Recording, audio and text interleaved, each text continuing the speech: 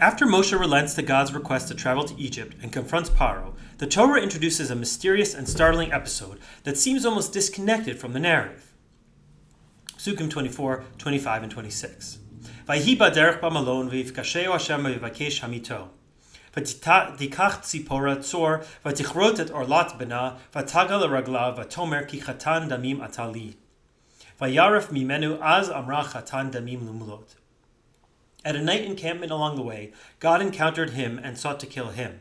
So Zipporah took a flint and cut off her son's foreskin and touched his legs with it, saying, "You are truly a bridegroom of blood to me."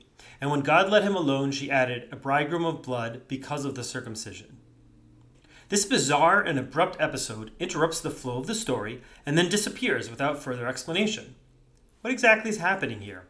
Why would God seek to kill Moshe, the very person he had just appointed as leader and redeemer of Israel? Most commentators explain that Moshe had delayed circumcising his son Eliezer, likely because of the dangerous journey to Egypt. According to the Midrash, an angel appeared in the form of a serpent and began to swallow Moshe, stopping only at the area of circumcision. This dramatic imagery underscores the urgency of the mitzvah of bris milah. Because Moshe was incapacitated, Zipporah heroically performed the circumcision herself.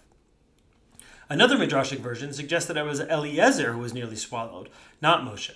The ambiguity of the pronouns in the text, him and his, leaves room for interpretation of whether it was Moshe, Eliezer, or perhaps someone else.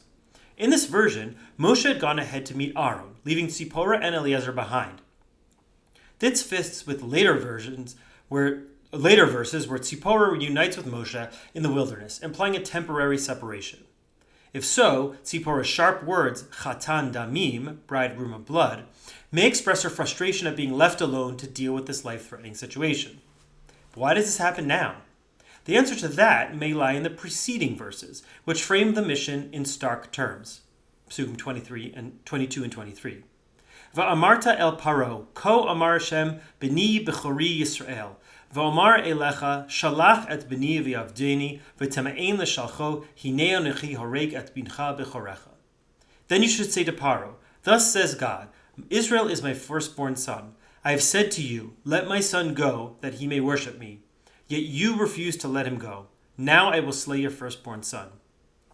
Notice the parallel. God warns Pharaoh that if he refuses to release his firstborn son, Israel, he will kill Pharaoh's firstborn son. Moshe, by delaying his son's circumcision, the covenantal sign of belonging to God, and also delaying in his mission to go to Egypt, has failed to affirm his own family's allegiance to that covenant and the request by God.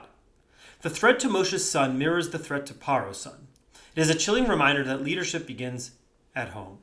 Zipporah's decisive act and her bitter words, chatan damim lamulolet, a bridegroom of blood because of the circumcision, signal both her loyalty to the covenant and her reproach of Moshe's hesitation.